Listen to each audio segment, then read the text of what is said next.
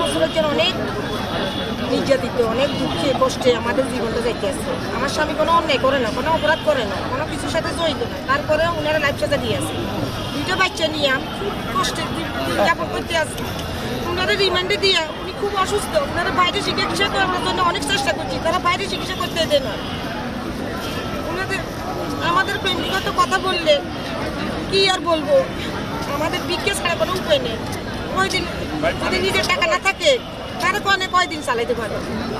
খুব ছেলে মেয়েরা খুব কষ্টে আছে এবং হেমিয়া অসুস্থ, হেমিয়ার কোনো সুস্থতা হওয়ার কোনো রকমের কিছু বুঝতে পারতেছি না, নিজেরাও চিকিৎসা করাতে পারতেছি না।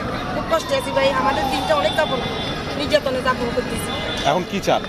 এখন আমরা চাই যে ন্যায় বিচারটা হোক, যাদের চাকরিচ্যুত হয়েছে তাদেরকে চাকরিটা পুনর্বহাল করো, আর যেখানে যত বিডিআর আছে সবাইকে মুক্তি দিই।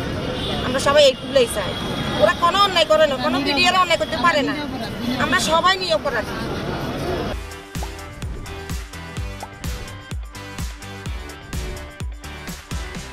কতটা কষ্টের রাস্তায় নিজেই বুঝে, বহুত কষ্ট গেছে আমাদের।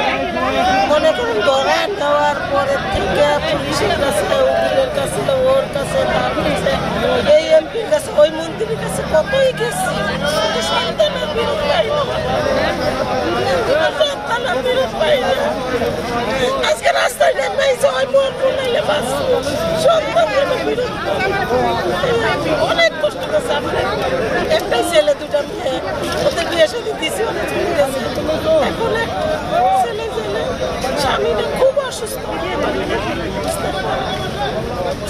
কামাই করণের কোনো লোক নেই, ছেলের খোরা খেতে বসে নাই, আমি তাও নাই, এই অবস্থায় আছে। আমরা খুব কষ্ট, সরকারের কাছে এটাই চাওয়া যেন আমাদের ছেলেগুলো, আমরা চাকরিও চাই না, রিক্সা চালায় খাবো, তবু আমার ছেলে চাই, আর কিছুই চাই।